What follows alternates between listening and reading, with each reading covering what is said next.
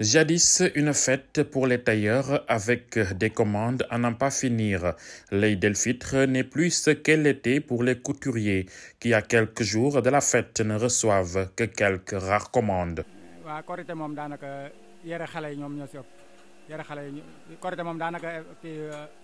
Pour la Korité, nous faisons plus d'habits pour les enfants. Les adultes ne se font pas nombreux, ils attendent la Tabaski. Certains, par contre, surtout les femmes, confectionnent des habits. Mais pour le reste, ils attendent la Tabaski.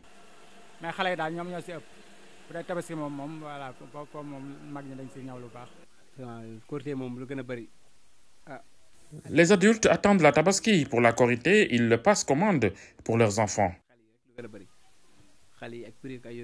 Pour cette année, plusieurs tissus sont en vogue, du basin à la soie, en passant par les brodés. Le marché offre vraiment le choix aux familles qui souhaitent se faire belles. Pour cette année, nous faisons beaucoup de robes pour les enfants, des robes en dentelle avec des tissus appelés lafaya. Voilà, comme tissu lafaya, brodé lafaya Le tissu lafaya marche bien, les brodés aussi et les getzner. Il y a aussi les voiles qui marchent bien. Même si les périodes de fête ne sont plus ce qu'elles étaient pour les tailleurs, cette période leur permet néanmoins de se faire un peu d'argent avec des commandes qui leur permettent de tenir. Mais il faut dire que la grande période des affaires ne dépasse que rarement la Tabaski qui sera fêtée dans 2 mois. Ah là, nous en sortons bien, hein, mais ça ne dure pas, car après, il va falloir encore attendre la Tabaski.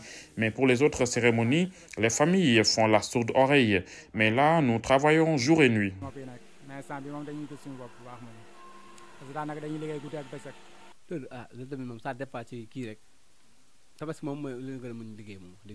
Bah, ça va, on ne se plaint pas, mais je dirais que ça marche plus durant la Tabaski. Là, on ne fait que nous débrouiller avec certaines commandes, mais ce n'est pas le grand rush. Les difficultés économiques auxquelles sont confrontés les ménages font que plusieurs pères de famille n'ont pas la tête à la fête. Ils préfèrent attendre la Tabaski pour gâter leur famille.